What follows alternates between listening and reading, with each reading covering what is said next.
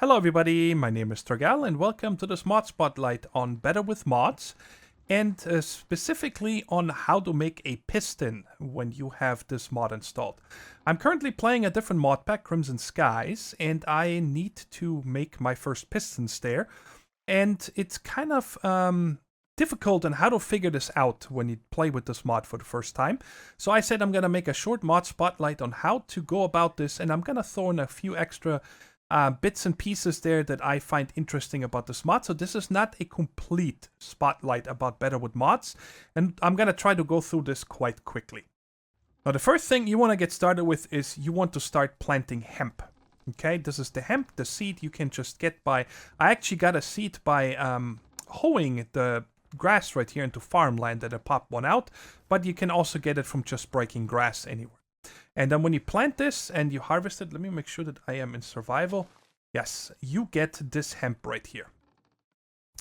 You can also break the bottom part, so you get 2 hemp, and then you can replant it. But I think it grows faster if you just break the top part, just like you do with immersive engineering. Then you want to make yourself a millstone and a hand crank. Very easy recipes that you just need a little bit of wood for and smooth stone. And when we put the hemp in here, and then we use the hand crank on the top, or you can also place it on the sides, we get this. And by the way, I've not found a way to automatically power this. We can try this later if it's possible from underneath. I only tried from the sides. Okay, I did just try this out here when I was done recording already. You can power this millstone from underneath. Then you get also the particle effects. Sorry for the noise, that's just when you mill netherrack, it gets very loud. But so yeah, you can power these from underneath, so you can save on hunger and don't need the hand crank anymore. Okay, but anyway, this gives us 3 hemp fiber. Okay, and this hemp fiber you're gonna need to make rope. In the rope, you're gonna need to make the axle right here, the wooden axle, and those are the things you see over here spinning everywhere, right? So you need those, and then you need to make yourself a cauldron, put a piece of netherrack underneath it, light it on fire, and then we're gonna need, sorry about that, I'm gonna need a leather. Let's get the leather right here. We put this in here, and then we also need bark. I'm gonna need 5 oak bark, and we put this in here. Wait, hold on a second. What am I doing wrong here? Stoked Cauldron. Oh, I'm sorry, I forgot. I first need to put the leather in here, and I'm gonna need to make this scoured or scored. I'm not exactly sure how to pronounce that. You guys see, by the way, my hunger is going down quite fast. That's the bad thing about using this hand crank here. And it popped out right there. So there is our scored or scoured leather. I'm not sure how you pronounce that. And we put that in here. And by the way, the bark you get from just taking wood and then together with your axe. That's the way how you make planks with this mod. Just like that. And you get 1 bark and 2 extra sawdust. So that's how you get this stuff here. Just so you know. And then this is going to turn in just a second into a different type of leather. And then I need some shears here for a second. Like I said, I'm just trying to make this quick so you guys know the steps that are required. There's also a book and a good wiki. I use the wiki mostly to figure all this out because it's not that self-explaining, this mod. It's quite... it's not difficult. It's just different of something that I've ever used before. So here's the tanned leather that you make with that and use your shears. You get 2 cut leather, and then you use that to make leather straps, okay? And then, let me just make a crafting table real quick. I forgot to make that. So I can put this together. Because this, these leather straps, you need to make the leather belts, just like that. And now that we can make the rope and the leather belt, we can go and make our first mechanical power source, which is the windmill. You guys see right here, we need this leather belt for the saw. We can make the power source already, but we need the saw to continue in the mod to make all the other parts, okay? Because when you check here, the windmill, for example, you can already make. Right there, it's the thing right here. Oops. Gotta click somewhere else first. Right there. All you need is the wind sails, which is that hemp cloth. I just showed you how to make the hemp. And then, wait a second, there should be planks or or slabs down here, you don't need anything else. So you don't need the saw to make the wind sails, okay? Let me actually check here real quick if we can... I haven't tested that yet, just to make sure. We can make slabs. So you can make the sails with the hemp and the slabs. So that is all doable. And then we're going to have to set this up over here. But for that, I'm going to just show you guys how to use this. Down here, because that's going to be easier. Let me just get the part here. Oh boy. Come on. Show it to me. This is the creative user. Where is the gearbox? Come on. Right there. So you need these gearboxes and the wooden axles, okay? And those are pretty easy to craft. The wooden gears are just planks and sticks. And this right here is just golden nuggets and redstone. So you can make all this already. Now check it out. When you place this down anywhere, you don't see anything right now. Because you guys see these triangles right here, right? If I click on this triangle, it's going to place this face facing this direction. If I click on this triangle, always towards where the triangle is, right? That makes sense. Now, it doesn't really matter because you can also change it afterwards. By shift right-clicking, you can turn where it shows you the face. And it's probably underneath now, and then it's going to go on top, and then probably this last side over here, okay? So you can turn this in place wherever you want it by just shift right-clicking. And this one right here with the arrows, there's 4 arrows pointing into the middle, is the power input. It always goes into the gearbox on that side and out on any or all the other sides, okay? So now, for example, if I take a creative generator right here and put this here into the input side, you guys see all the other axles are now turning. These are all output. And another important thing to know is that whenever you give a gearbox a redstone signal, it stops the output. The input will keep working. It just stops the output. That's really important later on. Okay, so now that you guys know the basics of this is all the same over here, okay? It's very simple. So you need to go up 6 blocks. So that's 1, 2, 3, 4, 5, 6 blocks above the ground. And this is where I placed one of the gearboxes right there. And let me just get this off. Let me get an axle again. And then you need to put an axle into this. And then you place the windmill on top of it. And then it starts spinning. And you guys see it gives us output. Now in this example, I just put the lever underneath because later we're going to break this here so I can show you. Give it a redstone signal and the entire chain here stopped. Because I'm stopping this main gearbox that gives it out. Turn it back on. This main gearbox makes everything else spin. And again, you guys see the 4 arrows are always the endpoint. Always where is the mechanical power coming from. And then again, you can just give it output wherever you want. It's actually pretty cool this way. Now, one thing to note is you can never have more than 3 axles between gearbox and the next one. If you place another one, it will just pop out like this. Okay, so let's get rid of this again. Now, there's one drawback to using the windmill, and that is when it starts raining. Whoops, wrong one right here. When it starts raining, shortly after it starts raining, you're gonna see this start spinning up. And when it goes faster, bam, it breaks this gearbox, as you guys can see here, okay? So that's a bummer. So that is why there's a lever here so I can stop this. You can then take this broken gearbox with 2 new wooden gears and fix it again, okay?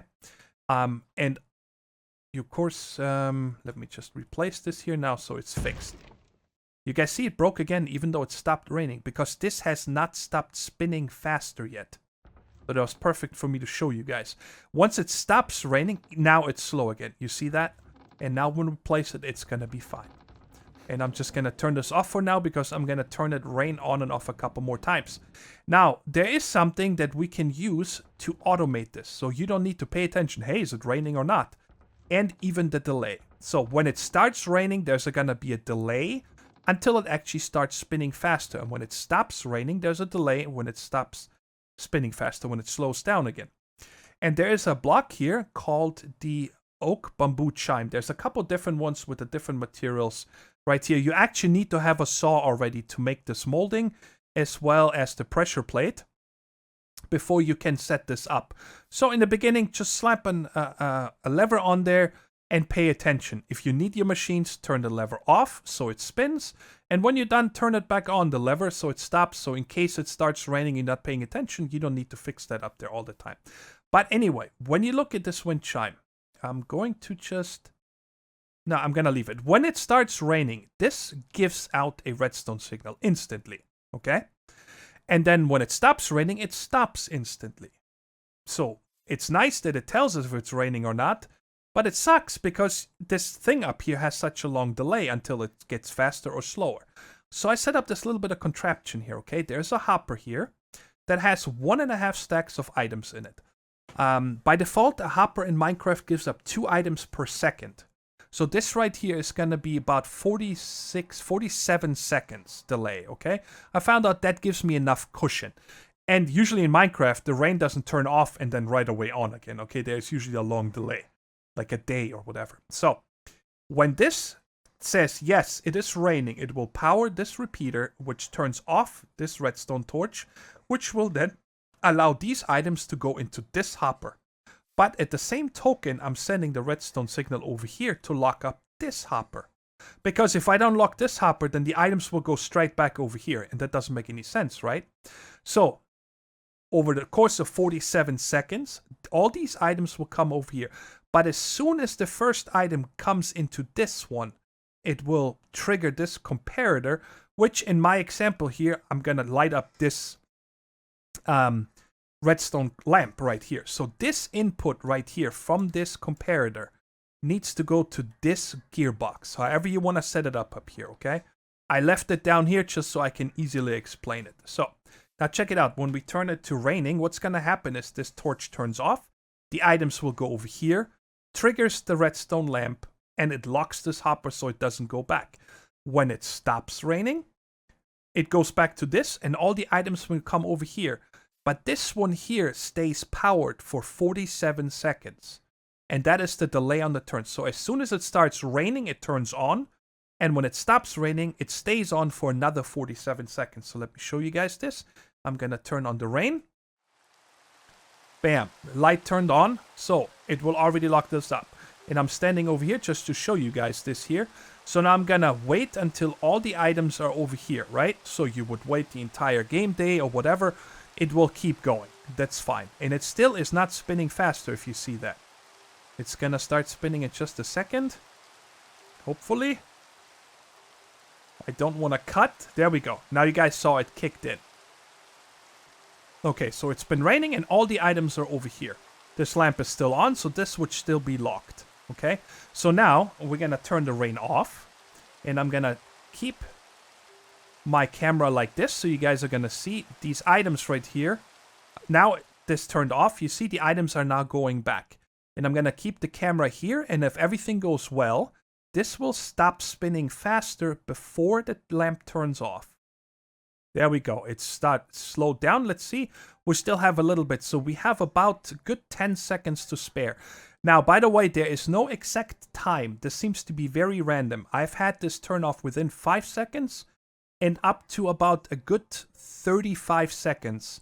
So that's why I gave this altogether about 47 seconds before I slowed down. So this is a thing that you could set up here so you can automate this. And I will definitely use this principle here in my Let's Play series that I'm using this on. So, now that we have this mechanical power, right, we're going to start using it. The first thing we're going to need to do is set up our saw right here. Now, the saw right here, you can power from all 5 sides besides the blade. You can power it from back here, so what we could do is also place it... Actually, I don't even know. Can you place it straight down? Yes, you can. So I could come with the power from underneath if I wanted to. But in my example here, I'm running all these axles and so on in the ground here, just so it's not so confusing, okay, what we're actually using. So now that we have the saw, what you're going to do with that is you're going to get yourself, for example, logs. And of course, we need to turn this whole spiel on here. So now we have power. Just right-click it here and it will almost instantly break it, right? And this one is the best way to get planks because you get 4.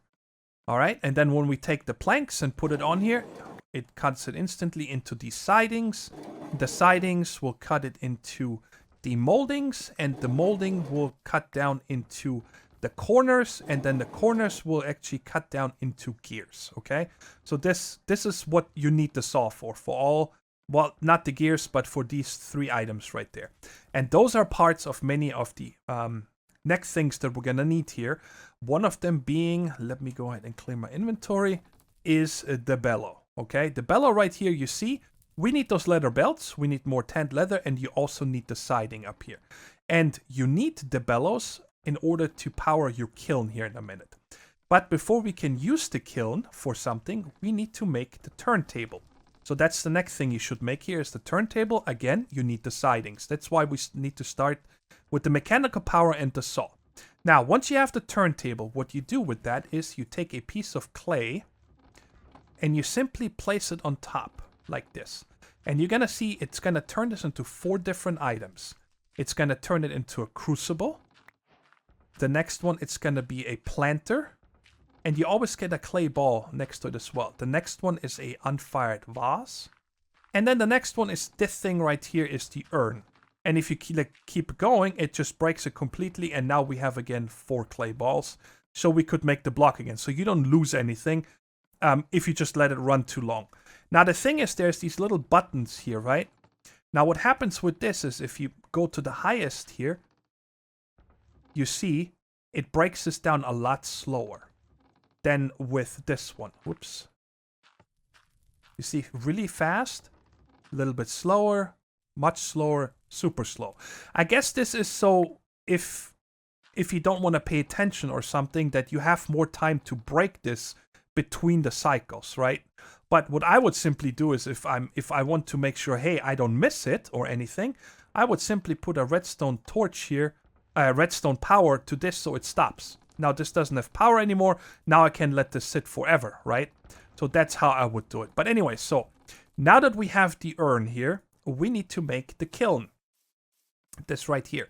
And for the kiln, you need to make this thing down here. This is a hibachi, okay? This is a little bit more pricey, the hibachi. And what this hibachi does is it simply gives you fire, okay? You cannot use a netherrack down here with fire. That doesn't work. This is a multi-block structure here that I'm going to explain to in a second. But in order to make this hibachi, you need this stuff here. Concentrated hellfire.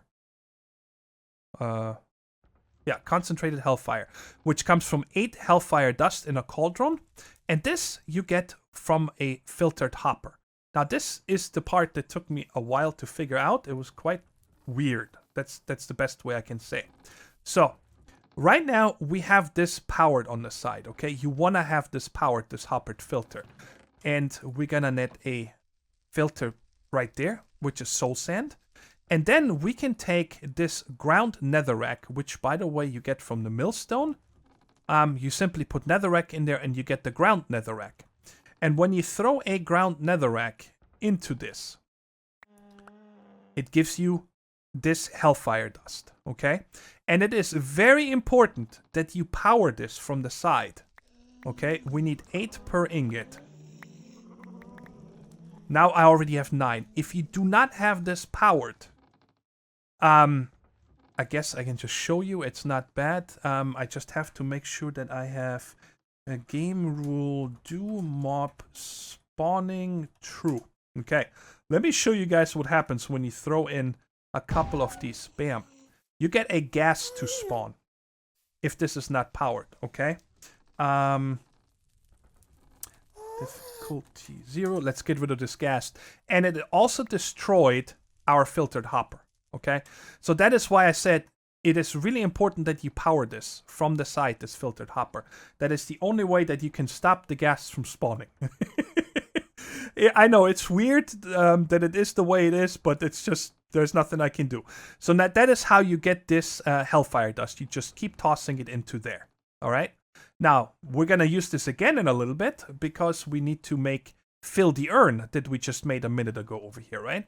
So now that you have this, you take 8 of these and put them in a cauldron, and that's going to smelt it down into this concentrated hellfire right here.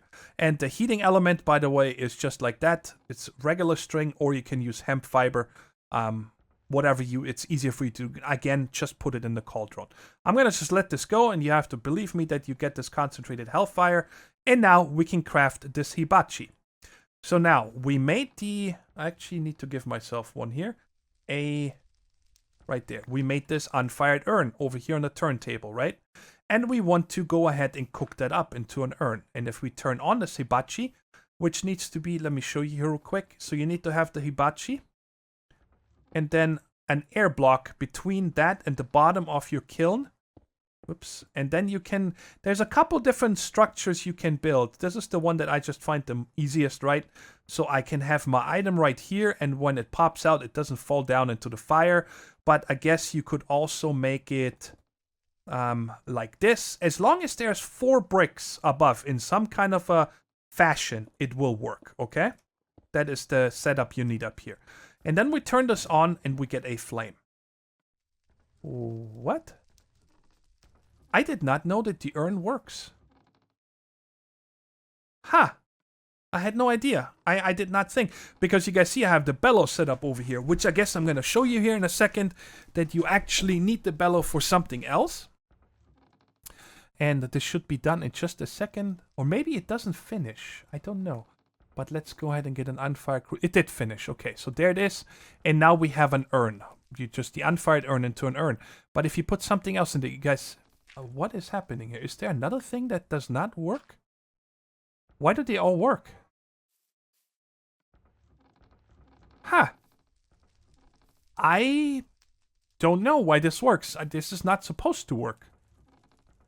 I'm a little bit lost. But let's just say it doesn't work. Or you guys are running into the problem that it does not work. It's not hot enough, okay? You need to put a bellow here. I think you can put it directly next to it. I just have mine 1 block away. And when you check here, this is powered right now. So this is by default looks like this. It's a big block, right? And it's a bellow. It goes up and down.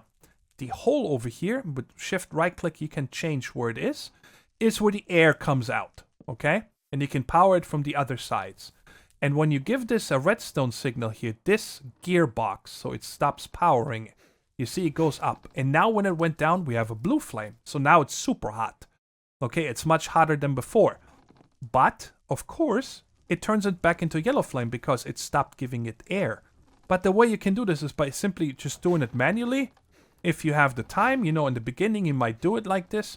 Or you set up a little simple hopper clock back here. There's one item in this hopper that goes into this one, which triggers that redstone signal here, the comparator, and they go straight back into it. These are both facing into each other, and you can just turn that off. You see that?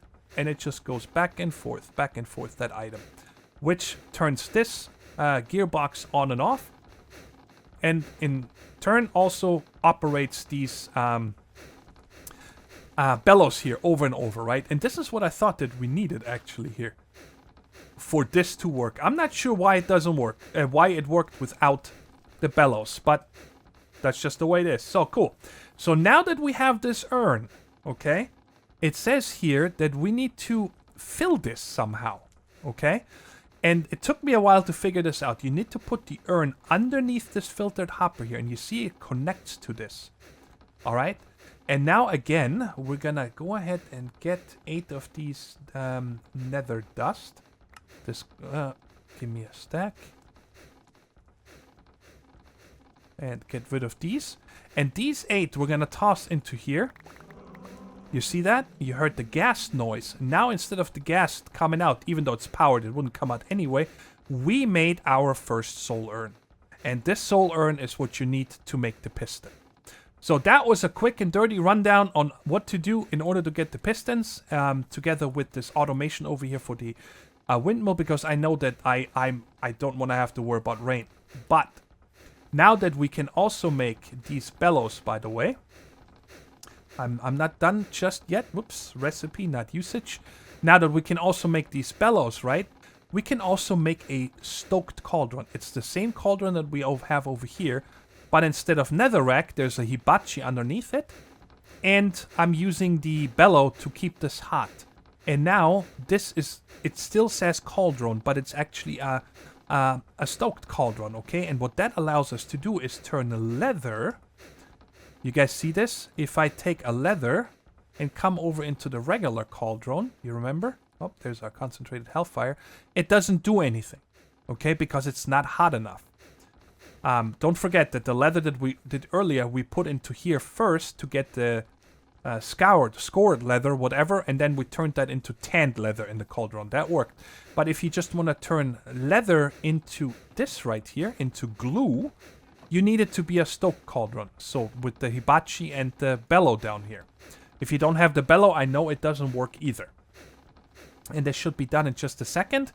And this one right here, the usage for that is right there. You can make a wood blade. So you need the sidings with the glue, and the wooden blade you can use to make yourself a water wheel, which I think is when you're at this stage. If you have this automated up there, I don't think you need a water wheel. If you don't want to have this automation, or it's just too bulky or whatever, there's the glue, you can definitely switch to a water wheel, which I have set up over here, okay? And this one right here doesn't care about rain or thunder, all right? You just need to have the water going down one side of the water wheel and it spins. There's no different speeds or whatever. And it just will give you a constant output just like that. So maybe, you know, in order to spread out a little bit more, maybe in the beginning you just use the windmill in one area and then later on make yourself a water wheel for some other things and whatnot. All right, that's it. Now we can make the pistons. I hope I explained everything well enough. If you guys have any questions, just leave them down in the comments. And until next time, take care, stay safe, and bye-bye.